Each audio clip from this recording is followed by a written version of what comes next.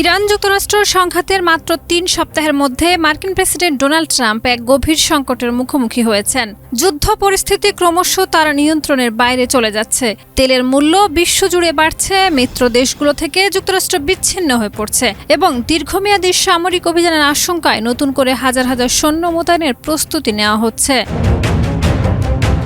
প্রথমে ট্রাম্প এই সংঘাতকে স্বল্পকালীন অভিযান হিসেবে দেখানোর চেষ্টা করেছিলেন এবং ২০ মার্চ তিনি দাবি করেছিলেন যে যুদ্ধ সাময়িকভাবে জয় করা হয়েছে। তবে ইরানের অনড় অবস্থান, পাল্টা হামলা, মধ্যপ্রাচ্যে তেল ও গ্যাস সরবরাহ বিঘ্ন এবং ক্ষেপণাস্ত্র ড্রোন হামলার অব্যাহত পরিস্থিতি এই সাফল্যকে প্রশ্নবিদ্ধ করেছে।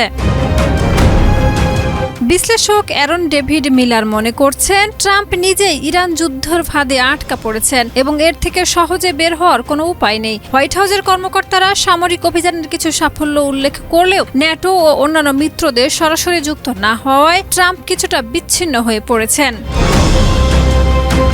নভেম্বরের মধ্যবর্তী নির্বাচনের আগে এই সংঘাত ট্রাম্পের রাজনৈতিক ভবিষ্যতের জন্য বড় ঝুঁকি তৈরি করছে। যুক্তরাষ্ট্রে গ্যাসের দাম বাড়লে তার মাগা আন্দোলনের জনসমর্থন দুর্বল হতে পারে। ট্রাম্প এখন এক কঠিন ঝুঁকির মধ্যে। হয় তাকে সামরিক অভিযান আরও বাড়িয়ে দীর্ঘমেয়াদী ঝুঁকিতে পড়তে হবে, নয়তো বিজয় ঘোষণা করে সরে এসে মিত্রদেরকে ইরানের মুখে ঠেলে দিতে হবে।